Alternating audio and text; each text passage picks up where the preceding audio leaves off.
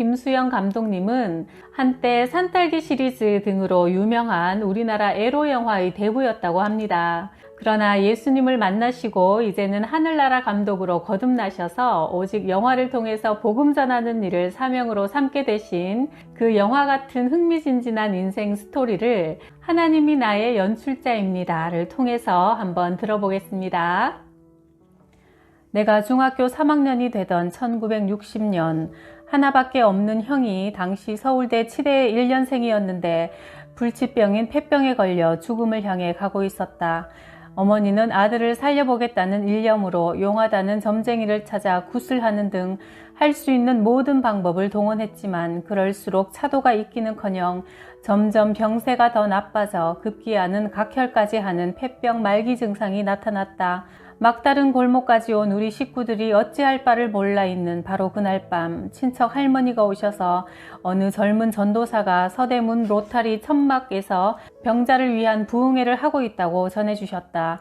그곳에서 많은 사람들이 병고침을 받고 치유의 기적이 일어나고 있으니 이왕 죽을 목숨 마지막으로 한번 속아보자며 우리에게 강권했다. 우리 식구들은 마지막 희망을 안고 형을 부축해 그곳에 갔다. 당시 조용기 전도사님의 통역으로 샘 토트 목사님이 설교하셨고 최자실 전도사님이 함께 부흥회를 인도하고 계셨다.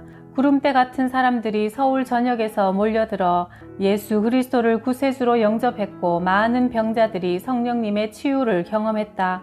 어머니가 두 전도사님에게 안수기도를 부탁드리자 같은 병을 알아본 경험이 있는 조용기 전도사님은 폐병 걸린 우리 형에게 온 정열을 다 쏟아 기도를 해주셨다.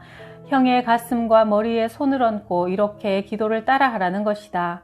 나는 죄인이었습니다. 이제 예수님을 구주로 믿사오니 보혈로 내 죄를 씻어주시고 구원해 주옵소서. 예수님이 나 위하여 십자가 지시고 채찍에 맞으셨으니 내 폐병은 깨끗이 고침받았습니다. 예수의 피로 나를 덮어주옵소서. 하나님 아버지, 이 아들과 어머니가 예수님을 구주로 고백하고 하나님의 자녀가 되었습니다. 마귀에게 종살이하다 돌아온 이 모자를 사랑으로 맞아주시고 주의 능력으로 고침받게 하옵소서. 두 분이 형을 위해 피지땀을 흘리며 어찌나 간절히 안수기도를 해주시는지 내가 옆에서 봐도 눈물이 날 지경이었다. 바로 그 순간 잘 일어나지도 못하던 형이 갑자기 껑충껑충 뛰면서 온몸이 뜨겁다고 소리를 지르는 게 아닌가. 코에서는 벌레 타는 냄새가 난다며 소리를 질러댔다. 그때 나는 형이 이제는 머리까지 도는구나 생각했다. 어머니와 형님은 하루 24시간을 아예 천막 속에서 살면서 필사적으로 매달렸다. 그러는 가운데 눈에 띄게 형의 혈색이 좋아지더니 그 천막 성회가 끝나기 전 형님의 병이 깨끗이 고침받는 역사가 일어났다. 나는 47년이 지난 지금도 그 당시 조용기 전도사님이 천막 성회에서 하셨던 설교 말씀을 기억한다. 아브라함은 약속의 말씀을 쫓아 갈대아 우르를 떠났습니다. 지금 이 시간 아브라함의 믿음으로 근심과 고통과 허무의 땅을 떠나십시오. 축복의 가나안 땅으로 가십시오. 예수 그리스도의 사랑과 능력을 가지고 보혜사 성령님이 여러분을 돕기 위해 곁에 와 계십니다. 성령님을 환영하고 모셔드리십시오. 여러분은 가난하지 않습니다. 약하지 않습니다. 여러분은 절대 무용한 인간이 아닙니다. 여러분은 하나님께서 그 아들의 피로 값주고 사신 존귀한 존재입니다.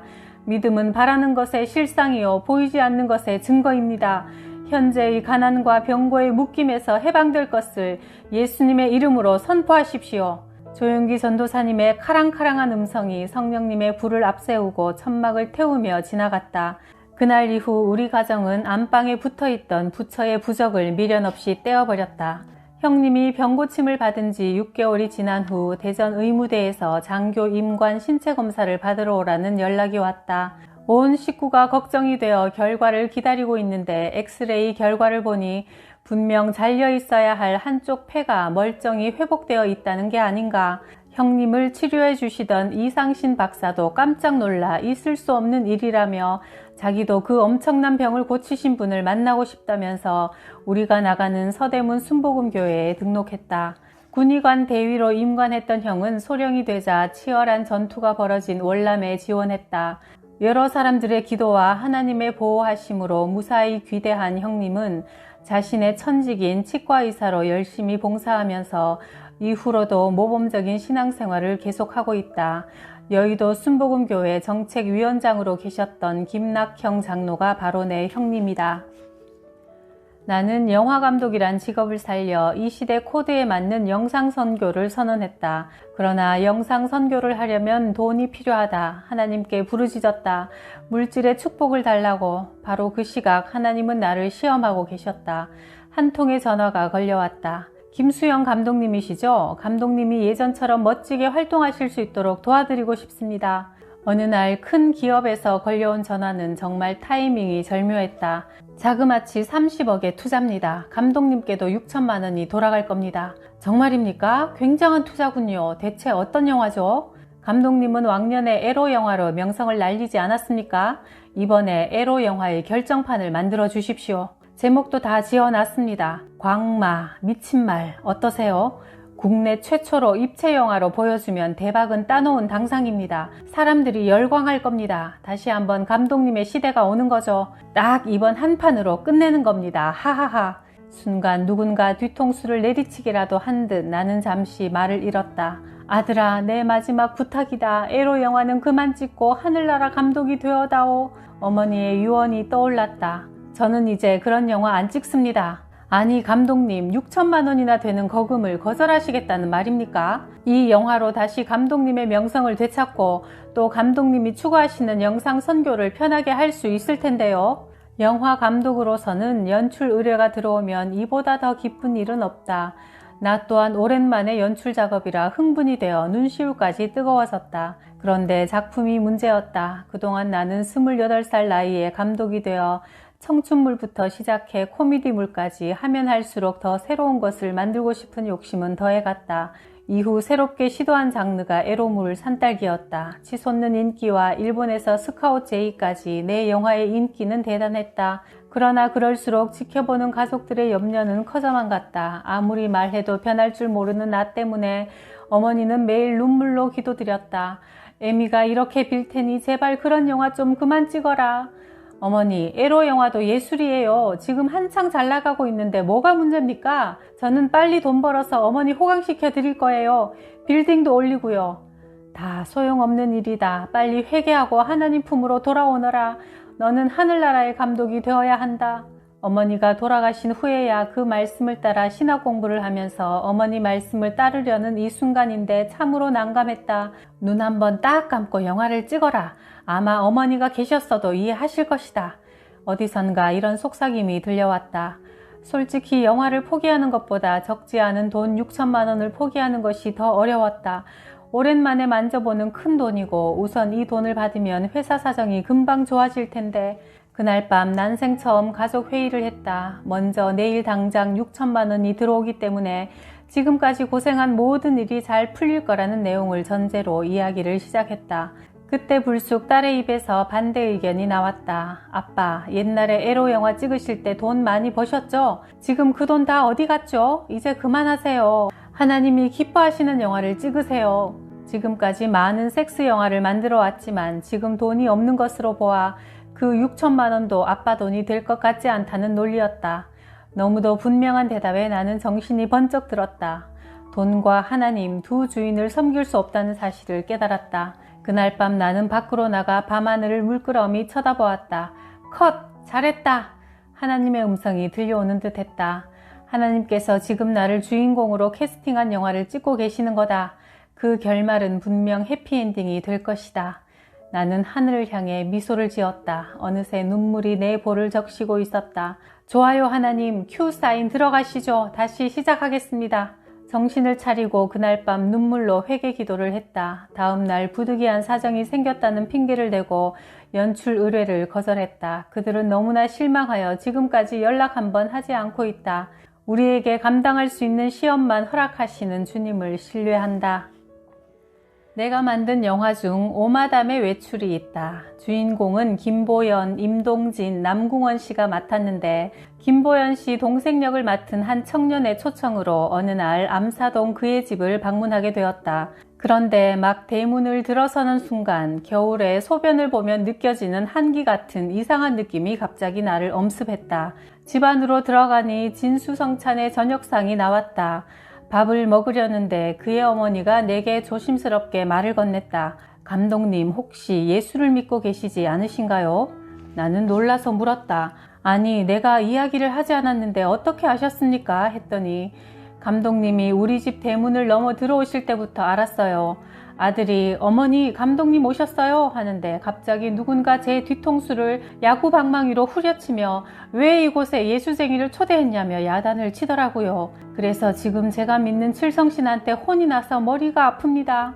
그 소리를 듣는 순간 이번에는 내 머리카락이 곤두섰다. 후에 알고 보니 그녀는 바로 우리나라에서 제일 유명한 암사동의 큰 무당이었다. 그날 나는 충격을 받아 밥을 대충 먹고 서둘러 그곳을 빠져나왔다.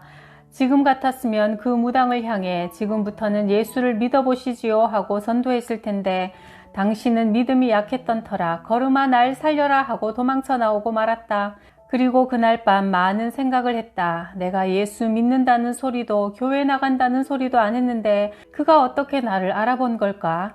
그러다 내린 결론은 내 마음속에는 늘 예수님이 함께 동행하고 있다는 사실이다. 그것을 큰 무당을 통해 처음 실감하게 되었다.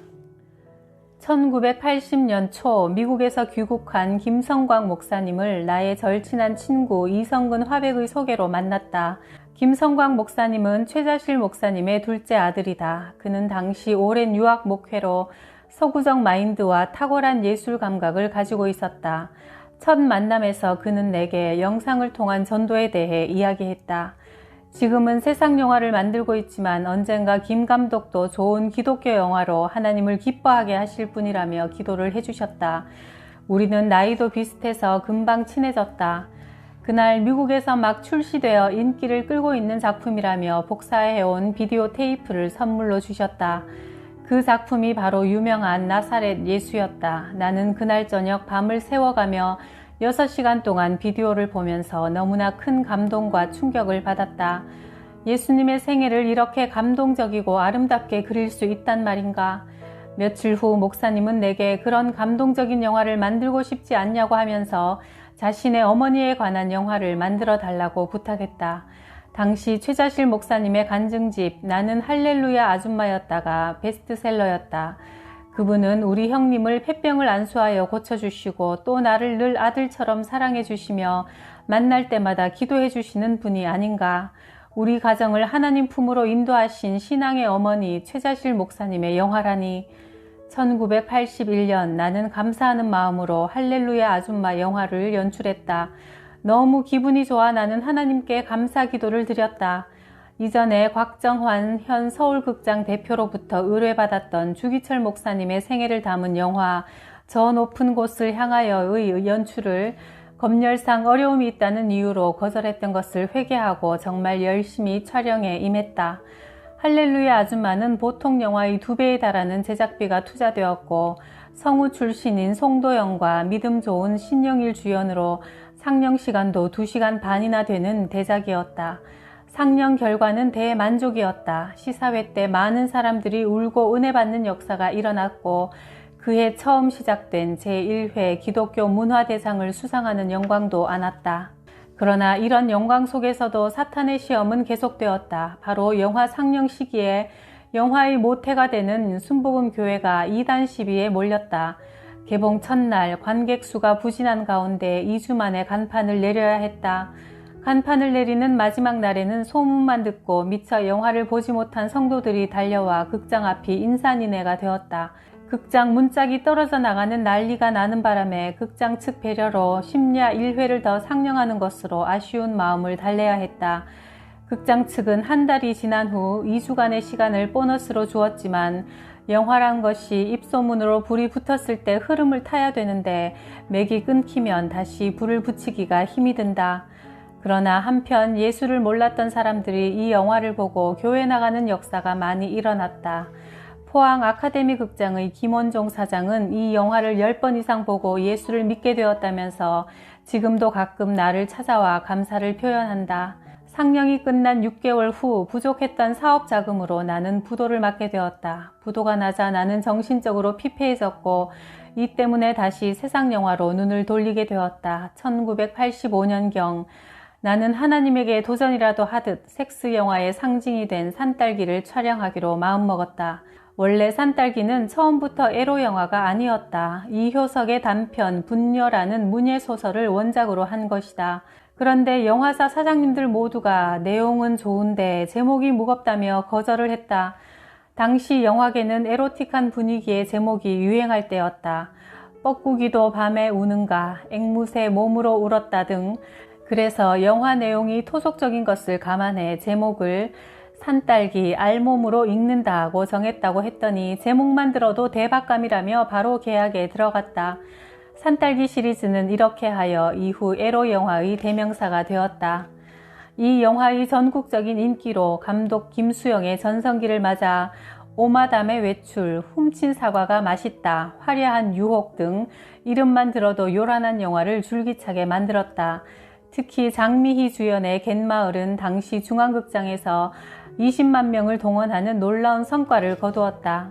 산딸기는 사실 문예 영화로 기획되었지만 제목 때문에 내겐 평생 에로 영화 전문 감독이란 꼬리표가 붙어 다녔다. 그런 나를 보고 김성광 목사님은 매우 안타까워하셨다. 점점 이렇게 세상으로 빠져들어가던 나는 빨리 부자가 되고 싶었고 빨리 출세하고 싶었다. 탕자가 되어 이왕 엎질러진 물 더 세게 나가자 마음먹고 유명한 배우 나스타샤 킨스키가 주연한 영화 하렘, 홍콩 인기스타 왕조현이 주연한 연애일기, 또 일본 영화사상 최고의 제작비를 들인 대작 구로사와 아키라 감독의 란 등 외화를 수입했다. 그러나 흥행은 내 뜻대로 되는 것이 아니라 하나님이 도와주셔야 된다는 것을 깨닫기까지는 많은 시간이 걸렸다. 1994년 여름 많은 로열티를 지급하고 저스틴 자켓 감독이 만든 아주 재미있는 바람난 계집애들이란 영화를 개봉하게 되었다. 헐리우드, 동화극장 등 10여 곳에서 동시 상영을 하기로 했으니 이젠 개봉만 하면 나는 다시 부자가 된다. 그동안 사채 썼던 것을 다 갚고 재기할 수 있다고 생각하니 잠이 오지 않았다. 드디어 개봉날 아침에 눈을 떠보니 세상이 달라져 있었다. 새벽부터 억수같이 비가 쏟아지는 게 아닌가. 전날까지 멀쩡하던 날씨가 믿지 못할 만큼 나빠져 있었다. 나는 그때 처음으로 하나님을 찾았다. 이번 딱 한 번만 눈 감고 나를 도와주시면 앞으로 후회하지 않을 인생을 살겠다고 매달렸다. 그러나 장맛비는 더 억세져 10년 만에 대홍수가 날 정도였다. 영등포 일대가 물바다가 되고 극장 안은 일주일 내내 물에 잠기는 신세가 되었다. 그때야 성경 구절이 생각났다. 욕심이 잉태한 즉 죄를 낳고 죄가 장성한 즉 사망을 낳느니라. 야고보서 1장 15절 말씀.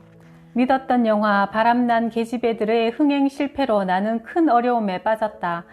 구로사와 감독의 란의 수입도 왕조현의 영화도 자금난으로 개봉 날짜가 미뤄지고 점점 어려운 상황이 되어 나는 또다시 빚에 쫓기는 신세가 되었다.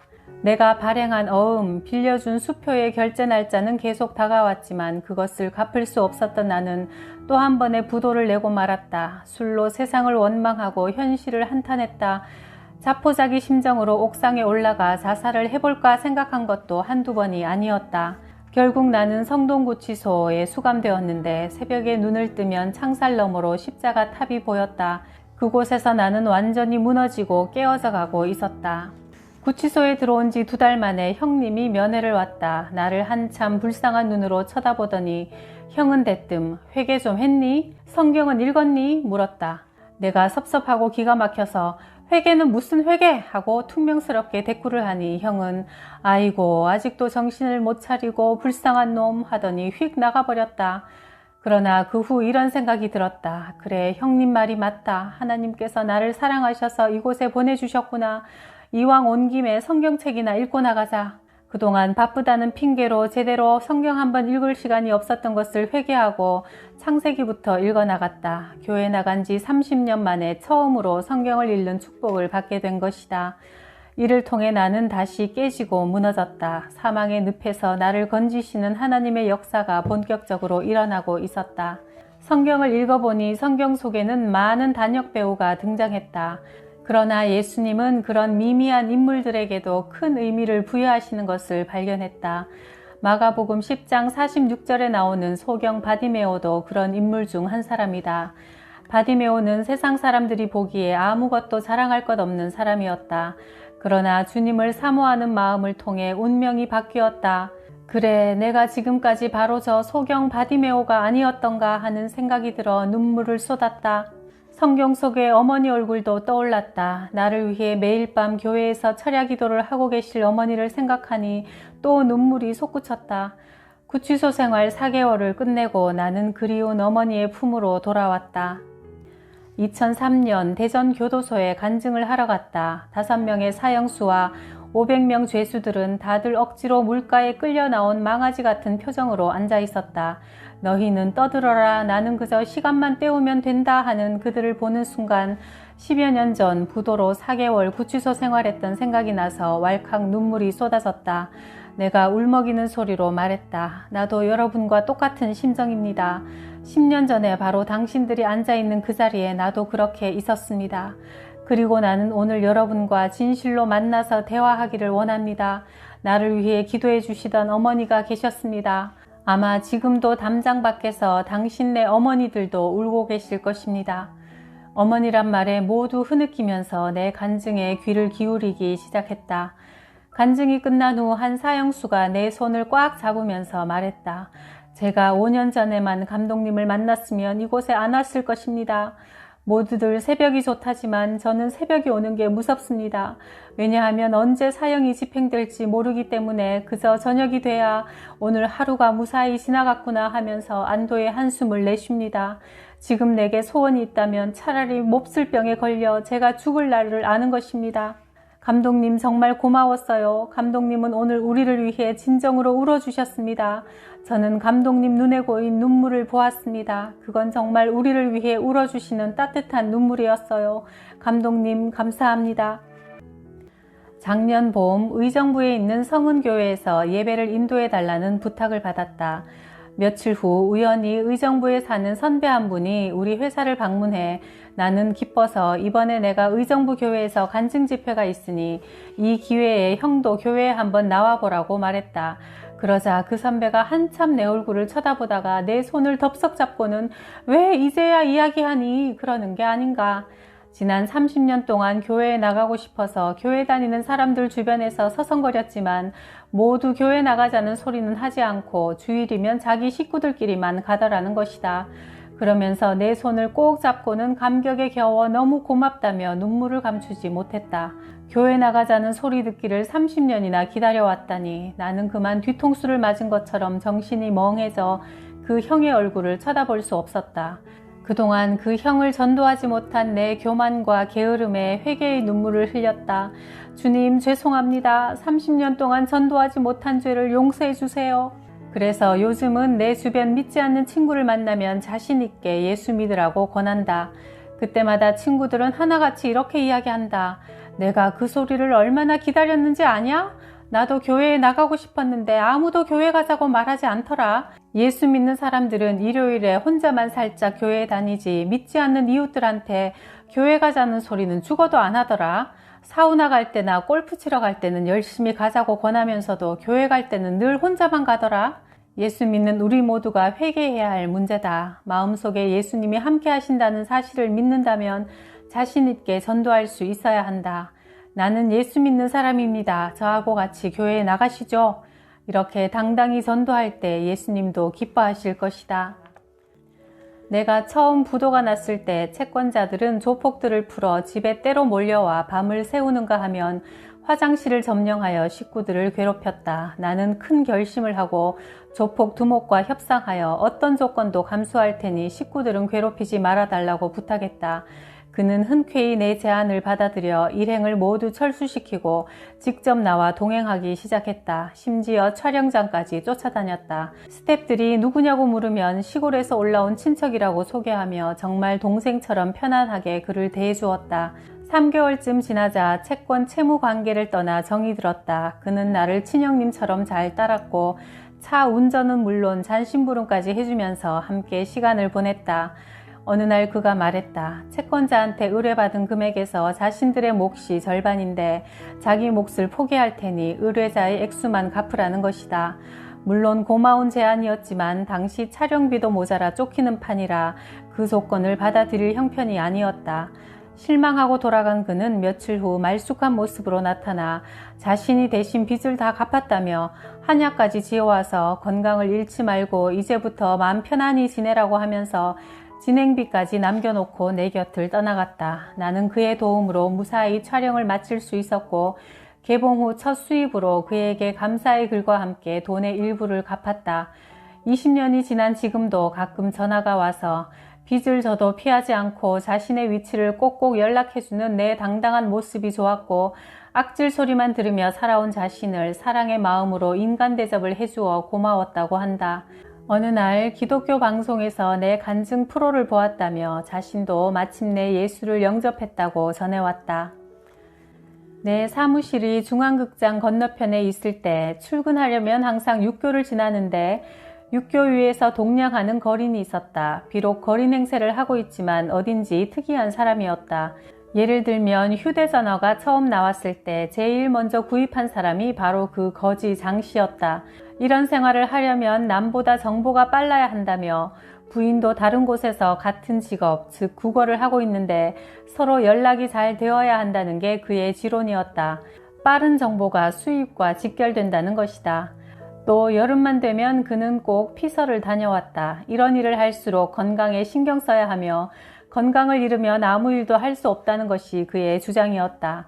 하루 수입 목표량을 5만 원으로 정해놓고 그 금액이 달성되면 더 이상 욕심내지 않고 하루 일과를 미련 없이 끝낸다.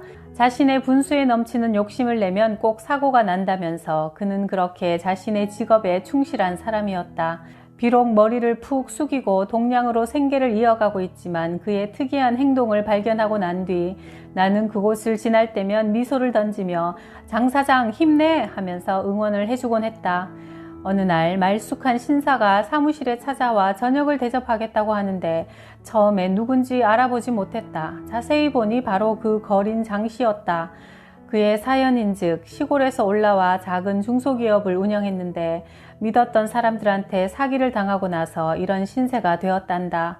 처음엔 목숨을 끊을 생각도 했다가 우는 자식들을 보고 독하게 마음먹고 살기로 했단다. 길거리에 거린이 된 자신을 바라보면서 자포자기의 희망 없는 삶으로 세월을 보내는데 나를 통해 어느 날부터 희망을 발견했다는 것이다. 이 세상에 나를 상대해주는 사람도 다 있구나. 나한테 미소를 던져주는 사람도 있구나. 나는 늦게까지 그의 고생한 이야기를 들으면서 용기 잃지 말라고 위로해 주었다. 그는 시간을 내주어 자신의 이야기를 들어주어서 고맙다며 택시를 잡아주고 내 손에 택시비까지 쥐어주었다. 그는 어둠 속에서 내게 이렇게 말했다. 모두들 나를 거지라며 사람 취급도 해주지 않았는데 오직 감독님만 저를 사장이라고 불러주시고 항상 따뜻한 미소로 대하며 사람 대접을 해주셨습니다. 감사합니다. 최근에 기독교 영화관에서 80년대 내가 만든 영화 할렐루야 아줌마를 상영했다. 하루는 우울증 환자가 이 영화를 보다가 병이 치유되는 역사가 일어났다. 영화 속에서 무성이 엄마가 조용기 목사님의 안수로 병을 고치는 장면을 보다가 자신도 함께 치유받은 것이다. 그날 극장 안에서 기도하고 찬송하는 역사가 일어나면서 그야말로 영상 치유의 효과가 확연히 드러났다. 복음과 문화가 충돌하는 이 시대에 사탄의 문화를 이기고 영상을 통한 치유를 추구하는 것이 하나님께서 내게 주신 비전이다. 영화 흥행의 여부는 어느 감독이 어떤 소재를 다루며 누가 주인공을 맡았느냐에 달려있다. 일찍이 하나님께서도 특별한 사람들을 주인공으로 캐스팅하여 수많은 인생 영화를 계획하시고 연출하셨다. 아브라함을 캐스팅해 믿음의 조상으로 세우시고 노아와 그의 가족을 캐스팅해 구원의 방주를 준비하시고 모세를 캐스팅하여 400년 동안 노예로 살던 이스라엘 백성을 구출하시고 다윗을 캐스팅하여 거인 골리앗을 물리치는 믿음을 보여주시고 구두 수선공 무디를 캐스팅해 영국과 미국의 100만 명이 넘는 사람들에게 복음을 전하게 하시고 손양원 목사님을 캐스팅해 순교를 통해 믿음, 소망, 사랑 그 중에 제일은 사랑이라는 사랑의 원자탄을 터뜨리셨다. 내 인생 연출자 또한 하나님이시다. 직접 내 삶의 감독이 되어주시는 하나님. 그분의 영화에 캐스팅되는 것은 오로지 그분의 뜻에 달려있다. 그러나 한번 캐스팅되었다면 이후의 시나리오에 대해서는 걱정할 필요가 없다. 지금도 하나님은 하늘나라의 확장을 위한 진정한 주인공을 찾고 계신다. 바로 주님을 사모하는 우리가 그 주인공들이다. 하나님이 연출하시는 세상이라는 넓은 무대에서 누구나 하나님께서 맡겨주신 각자의 배역이 있다. 주어진 환경 속에서 내 배역에 충실할 때 하나님도 기뻐하시고 우리는 성공적인 삶을 살 수 있다. 인생 황혼을 바라보면서 이제야 내 입에서 신앙 고백이 나온다. 주님, 이제 제가 죄인인 것과 예수님이 참 인간으로서 제 죄를 위해 죽으셨다는 사실이 믿어집니다. 나도 주님을 위해 사는 것을 삶의 목표로 삼겠습니다. 내 세관도 분명해졌다. 나는 부활이요 생명이니 나를 믿는 자는 죽어도 살겠고, 요한복음 11장 25절에 예수님 말씀이 믿어진다. 죽음이 두렵지 않고 늙어가는 것이 두렵지 않게 되었다. 영화 감독으로서 또 선교사로서 어떻게 복음을 전해야 할까 진지하게 고민한다. 우리에게 끝없이 다가오는 문제가 있지만 하나님이 엔딩을 외치시는 순간까지 우리는 최선을 다해 연기해야 한다. 하나님은 우리를 위해 시나리오를 쓰셨고 그분의 이름을 영화롭게 할 수 있는 배역을 우리 각 사람에게 주셨다. 하나님은 우리가 감당할 수 있는 배역을 주셨고 우리의 삶을 지금도 연출하고 계신다. 오늘도 나는 한 손에 성경을 들고 또 한 손에는 필름을 들고 나를 필요로 하는 현장으로 달려가고 있다. 하나님이 감독하시는 내 인생 영화는 내가 감독의 뜻에 따라 내 배역에 충실할 때 해피엔딩일 것이므로